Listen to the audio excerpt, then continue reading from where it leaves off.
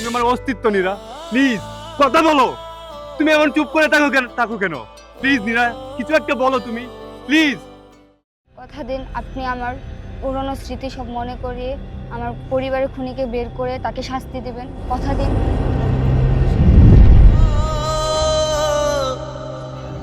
আমার থেকে আমার নীলাকে কেড়ে নিয়ে তুই ভালো থাকবি, সেটা আমি হতে দেব?